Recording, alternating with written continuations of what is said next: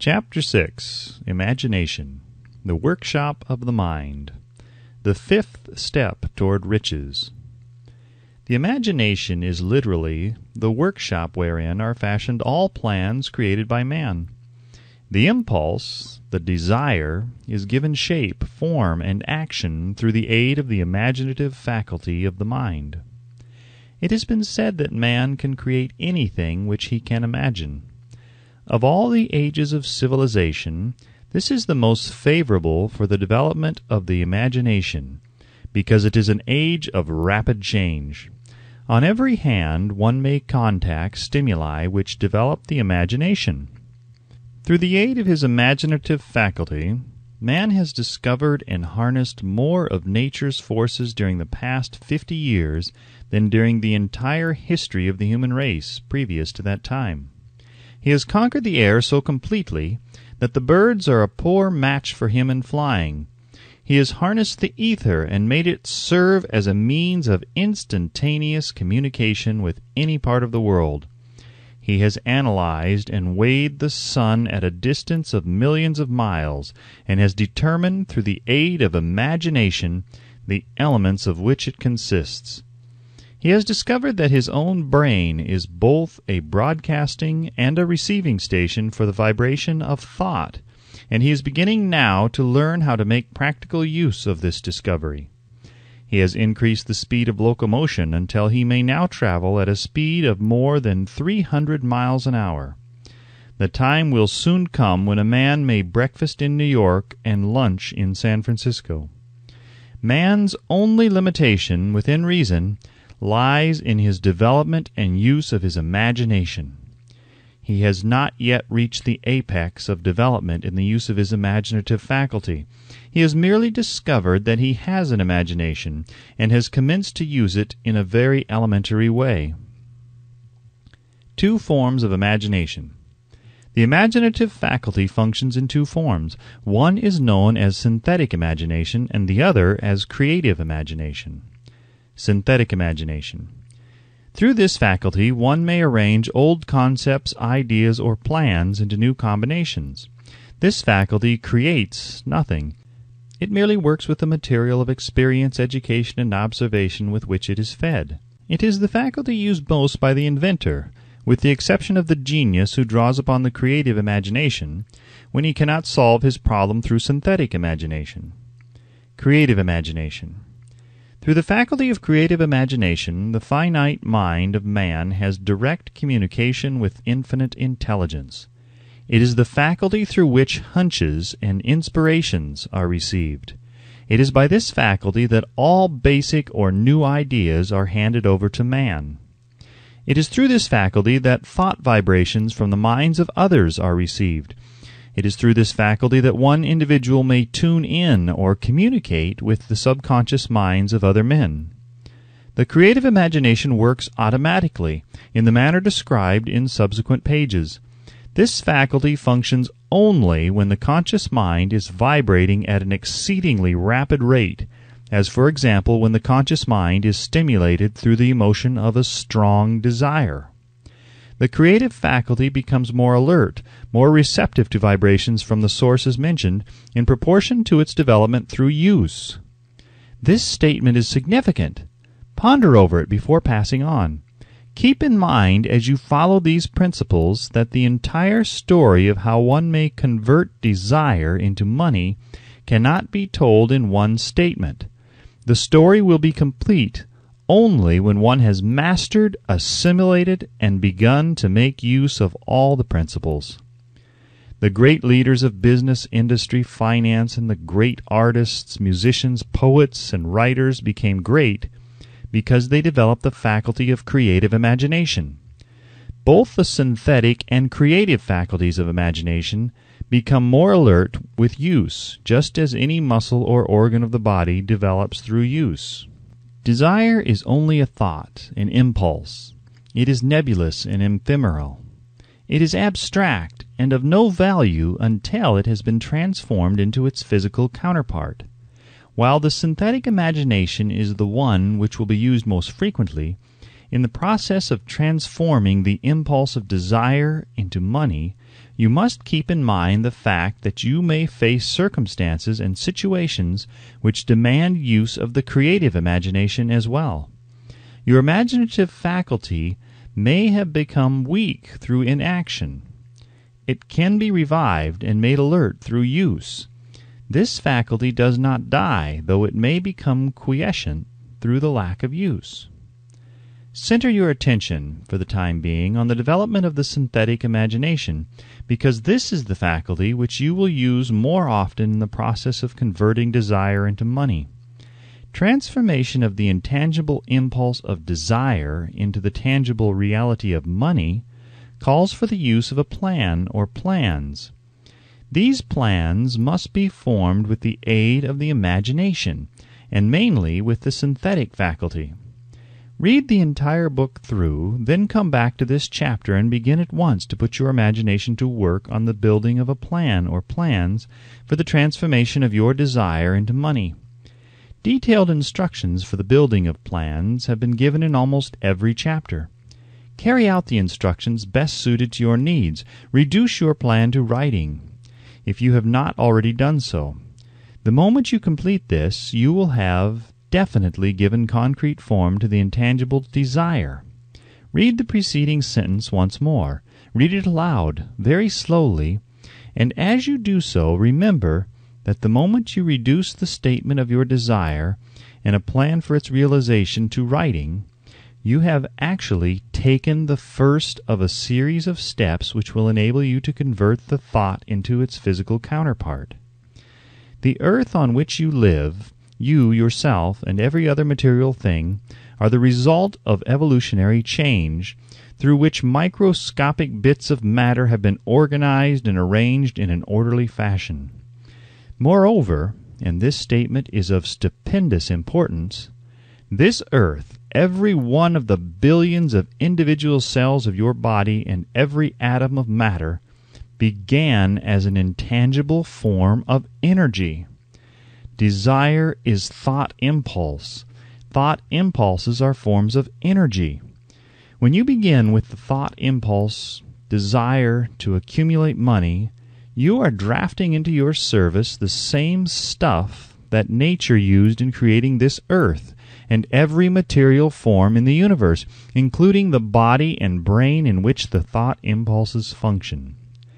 As far as science has been able to determine, the entire universe consists of but two elements, matter and energy. Through the combination of energy and matter has been created everything perceptible to man, from the largest star which floats in the heavens down to and including man himself. You are now engaged in the task of trying to profit by nature's method.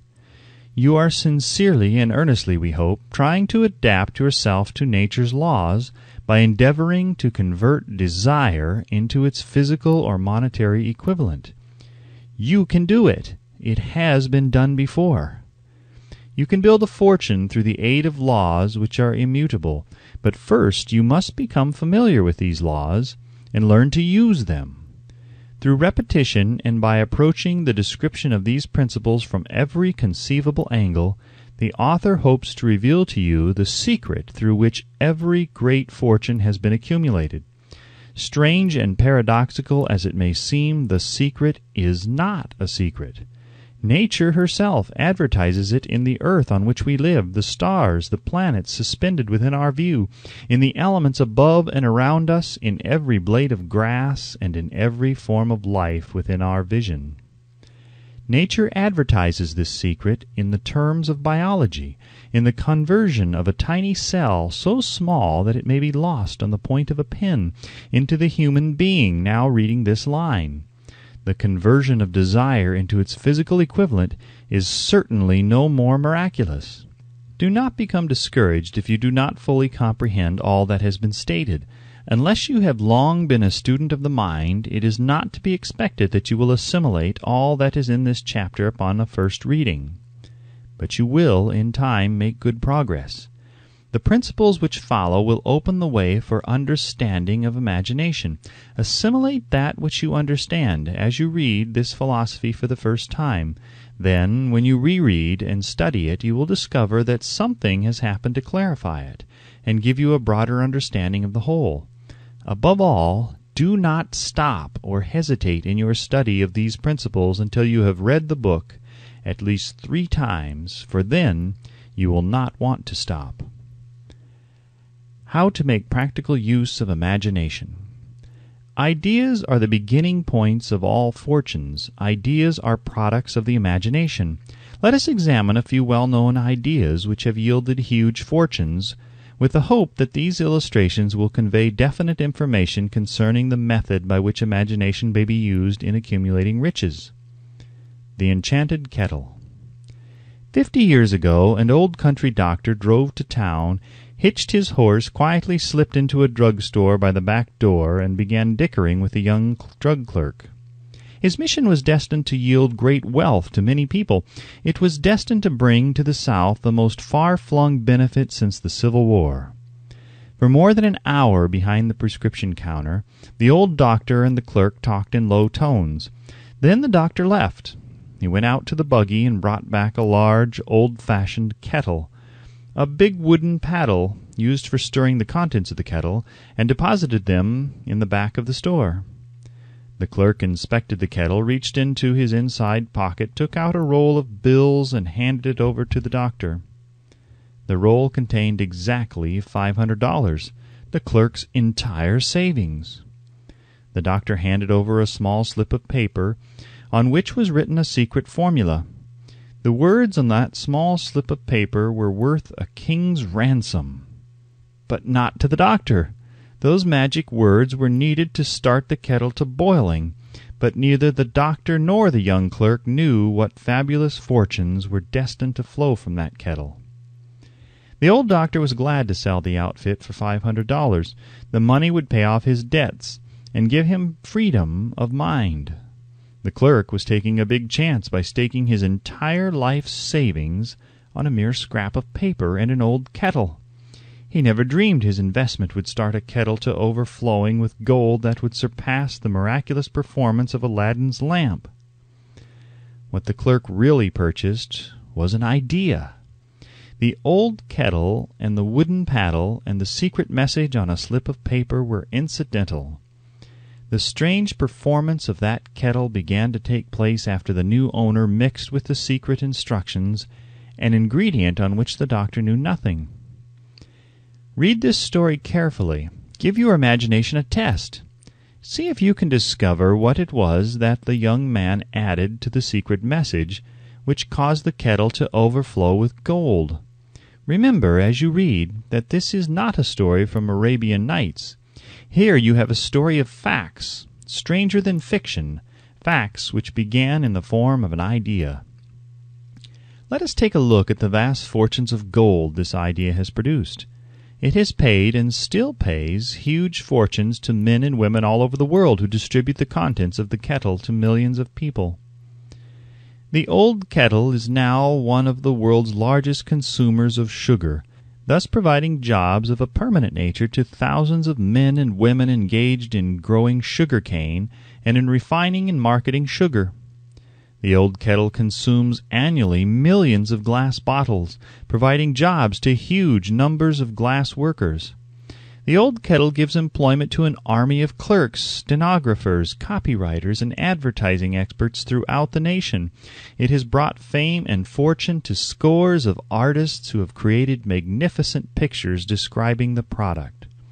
The old kettle has converted a small southern city into the business capital of the South, where it now benefits directly or indirectly every business and practically every resident of the city. The influence of this idea now benefits every civilized country in the world, pouring out a continuous stream of gold to all who touch it. Gold from the kettle built and maintains one of the most prominent colleges of the South, where thousands of young people receive the training essential for success. The old kettle has done other marvelous things. All through the world depression, when factories, banks, and business houses were folding up and quitting by the thousands, the owner of this enchanted kettle went marching on, giving continuous employment to an army of men and women all over the world, and paying out extra portions of gold to those who long ago had faith in the idea. If the product of that old brass kettle could talk, it would tell thrilling tales of romance in every language, romances of love, romances of business, romances of professional men and women who are daily being stimulated by it. The author is sure of at least one such romance, for he was part of it. And it all began not far from the very spot on which the drug clerk purchased the old kettle. It was here that the author met his wife, and it was she who first told him of the enchanted kettle. It was the product of that kettle they were drinking when he asked her to accept him for better or for worse. Now that you know the content of the enchanted kettle is a world-famous drink, it is fitting that the author confess that the home city of the drink supplied him with a wife, also that the drink itself provides him with stimulation of thought without intoxication, and thereby it serves to give the refreshment of mind which an author must have to do his best work. Whoever you are, wherever you may live, whatever occupation you may be engaged in, just remember in the future every time you see the words Coca-Cola that its vast empire of wealth and influence grew out of a single idea, and that the mysterious ingredient the drug clerk, Asa Candler, mixed with the secret formula was imagination. Stop and think of that for a moment. Remember also that the 13 steps to riches described in this book were the media through which the influence of Coca-Cola has been extended to every city, town, village, and crossroads of the world, and that any idea you may create, as sound and meritorious as Coca-Cola, has the possibility of duplicating the stupendous record of this worldwide thirst killer. Truly, thoughts are things, and their scope of operation is the world itself. What I would do if I had $1 million. This story proves the truth of that old saying, "Where there's a will, there's a way." It was told to me by that beloved educator and clergyman, the late Frank W. Gonzalez, who began his preaching career in the stockyards region of South Chicago. While Dr. Gonzalez was going through college, he observed many defects in our educational system, defects which he believed he could correct if he were the head of a college. His deepest desire was to become the directing head of an educational institution in which young men and women would be taught to learn by doing. He made up his mind to organize a new college in which he would carry out his ideas without being handicapped by orthodox methods of education. He needed $1 million to put the project across. Where was he to lay his hands on so large a sum of money? That was the question that absorbed most of this ambitious young preacher's thought. But he couldn't seem to make any progress. Every night he took that thought to bed with him. He got up with it in the morning.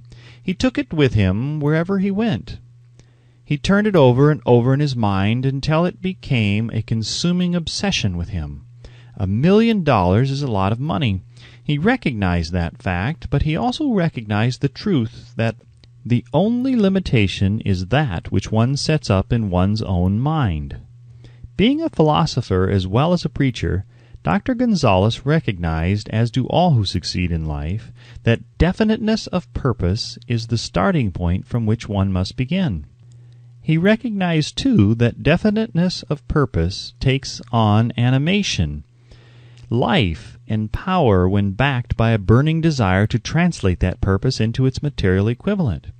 He knew all these great truths, yet he did not know where or how to lay his hands on $1 million. The natural procedure would have been to give up and quit by saying, well, my idea is a good one, but I cannot do anything with it, because I never can procure the necessary $1 million.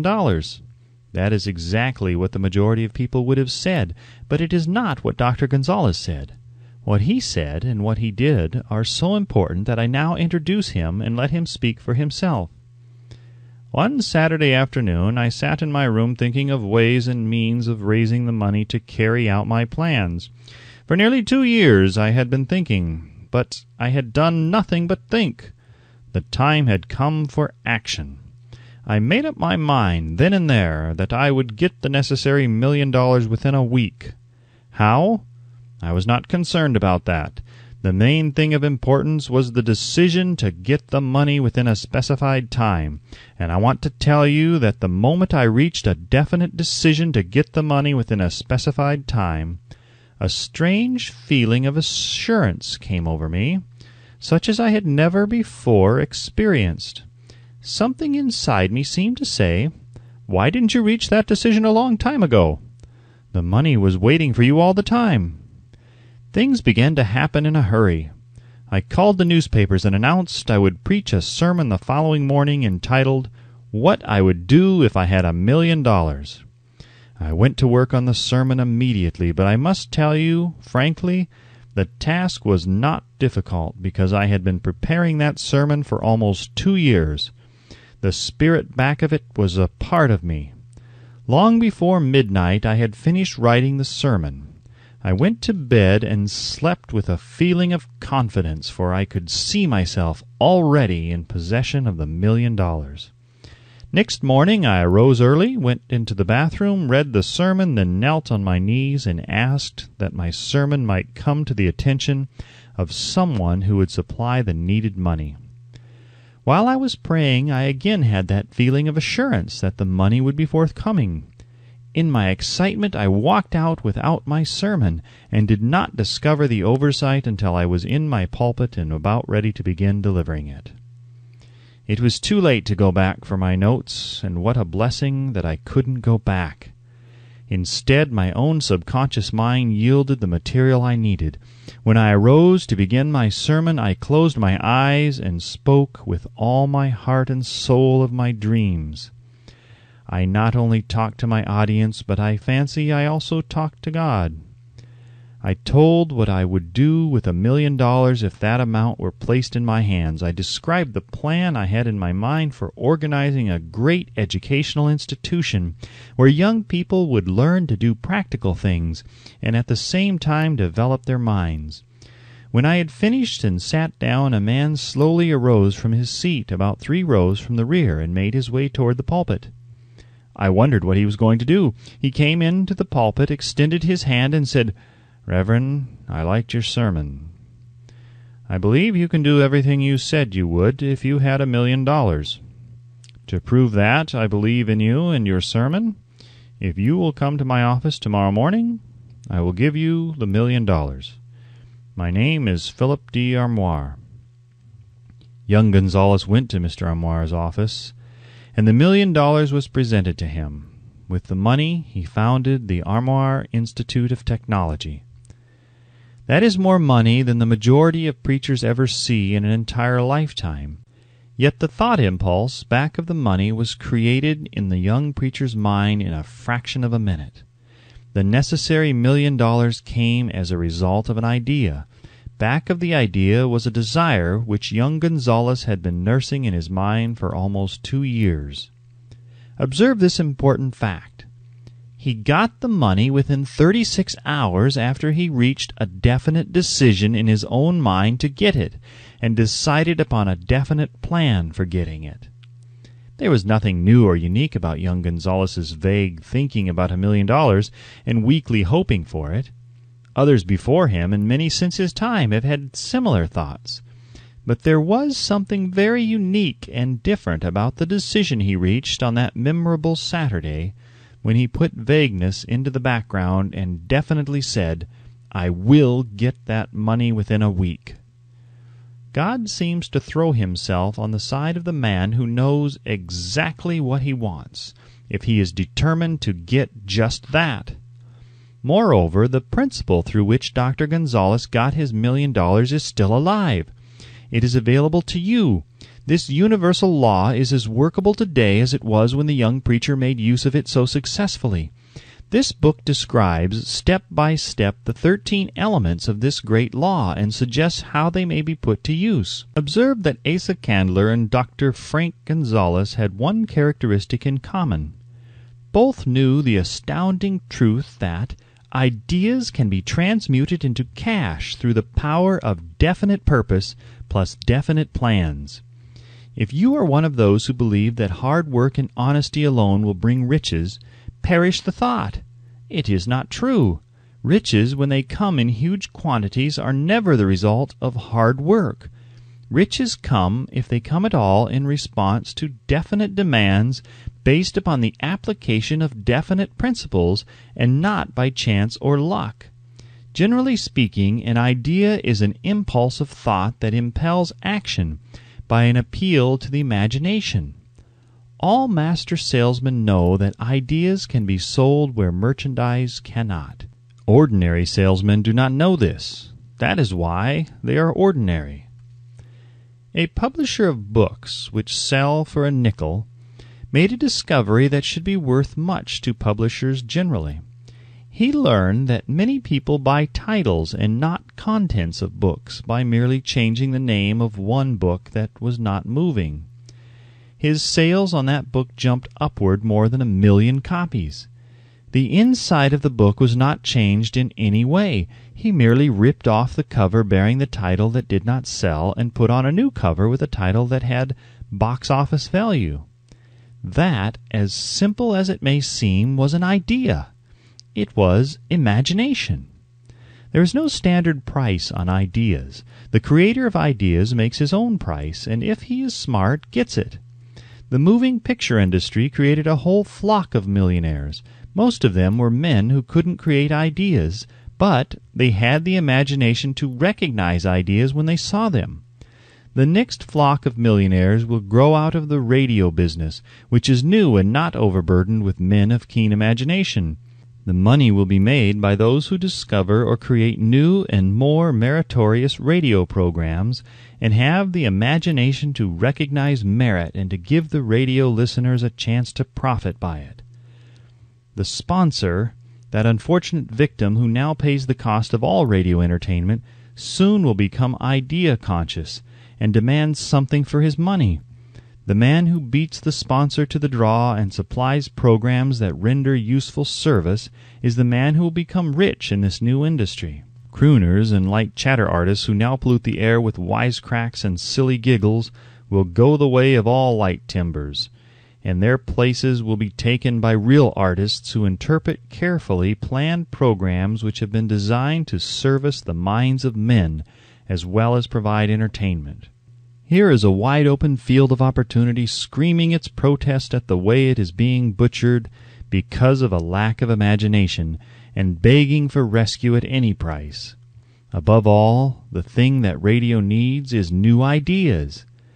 If this new field of opportunity intrigues you, perhaps you might profit by the suggestion that the successful radio programs of the future will give more attention to creating buyer audiences and less attention to listener audiences. Stated more plainly, the builder of radio programs who succeeds in the future must find practical ways to convert listeners into buyers. Moreover, the successful producer of radio programs in the future must key his features so that he can definitely show its effect upon the audience. Sponsors are becoming a bit weary of buying glib selling talks based upon statements grabbed out of thin air. They want, and in the future will demand, indisputable proof that the Who's It program not only gives millions of people the silliest giggle ever, but that the silly giggler can sell merchandise. Another thing that might as well be understood by those who contemplate entering this new field of opportunity: radio advertising is going to be handled by an entirely new group of advertising experts, separate and distinct from the old-time newspaper and magazine advertising agency men. The old-timers in the advertising game cannot read the modern radio scripts because they have been schooled to see ideas. The new radio technique demands men who can interpret ideas from a written manuscript in terms of sound. It costs the author a year of hard labor and many thousands of dollars to learn this. Radio right now is about where the moving pictures were when Mary Pickford and her curls first appeared on the screen. There is plenty of room in radio for those who can produce or recognize ideas. If the foregoing comment on the opportunities of radio has not started your idea factory to work, you had better forget it. Your opportunity is in some other field. If the comment intrigued you in the slightest degree, then go further into it, and you may find the one idea you need to round out your career. Never let it discourage you if you have no experience in radio. Andrew Carnegie knew very little about making steel. I have Carnegie's own word for this, but he made practical use of 2 of the principles described in this book, and made the steel business yield him a fortune. The story of practically every great fortune starts with the day when a creator of ideas and a seller of ideas got together and worked in harmony. Carnegie surrounded himself with men who could do all that he could not do, men who created ideas and men who put ideas into operation and made himself and the others fabulously rich. Millions of people go through life hoping for favorable breaks. Perhaps a favorable break can get one an opportunity, but the safest plan is not to depend upon luck. It was a favorable break that gave me the biggest opportunity of my life, but 25 years of determined effort had to be devoted to that opportunity before it became an asset. The break consisted of my good fortune in meeting and gaining the cooperation of Andrew Carnegie. On that occasion, Carnegie planted in my mind the idea of organizing the principles of achievement into a philosophy of success.